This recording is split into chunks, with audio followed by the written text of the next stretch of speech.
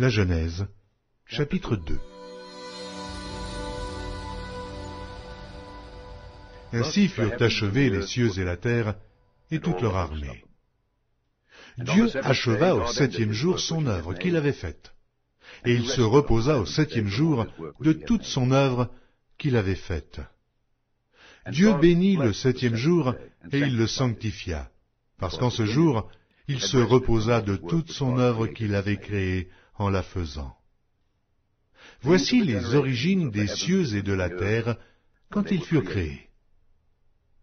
Lorsque l'Éternel Dieu fit une terre et des cieux, aucun arbuste des champs n'était encore sur la terre, et aucune herbe des champs ne germait encore, car l'Éternel Dieu n'avait pas fait pleuvoir sur la terre, et il n'y avait point d'homme pour cultiver le sol.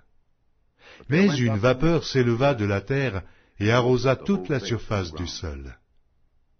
L'Éternel Dieu forma l'homme de la poussière de la terre. Il souffla dans ses narines un souffle de vie, et l'homme devint un être vivant. Puis l'Éternel Dieu planta un jardin en Éden du côté de l'Orient, et il y mit l'homme qu'il avait formé. L'Éternel Dieu fit pousser du sol des arbres de toute espèce, agréables à voir et bons à manger, et l'arbre de la vie au milieu du jardin, et l'arbre de la connaissance du bien et du mal. Un fleuve sortait d'Éden pour arroser le jardin, et de là, il se divisait en 4 bras. Le nom du premier est Pishon.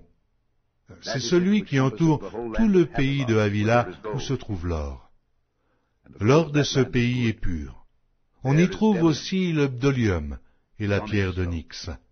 Le nom du second fleuve est Gihon. C'est celui qui entoure tout le pays de Cush. Le nom du troisième est Hidékel. C'est celui qui coule à l'orient de la Syrie. Le 4e fleuve, c'est l'Euphrate. L'Éternel Dieu prit l'homme et le plaça dans le jardin d'Éden pour le cultiver et pour le garder. L'Éternel Dieu donna cet ordre à l'homme. Tu pourras manger de tous les arbres du jardin, mais tu ne mangeras pas de l'arbre de la connaissance du bien et du mal, car le jour où tu en mangeras, tu mourras. L'Éternel Dieu dit, il n'est pas bon que l'homme soit seul. Je lui ferai une aide semblable à lui. L'Éternel Dieu forma de la terre tous les animaux des champs et tous les oiseaux du ciel, et il les fit venir vers l'homme pour voir comment il les appellerait, et afin que tout être vivant portât le nom que lui donnerait l'homme. Et l'homme donna des noms à tout le bétail, aux oiseaux du ciel et à tous les animaux des champs. Mais pour l'homme, il ne trouva point d'aide semblable à lui. Alors l'Éternel Dieu fit tomber un profond sommeil sur l'homme qui s'endormit. Il prit une de ses côtes et referma la chair à sa place. L'Éternel Dieu forma une femme de la côte qu'il avait prise de l'homme, et il l'amena vers l'homme.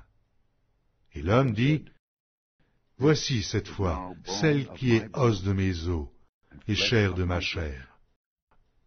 On l'appellera femme, parce qu'elle a été prise de l'homme. C'est pourquoi l'homme quittera son père et sa mère et s'attachera à sa femme, et ils deviendront une seule chair. L'homme et sa femme étaient tous deux nus, et ils n'en avaient point honte.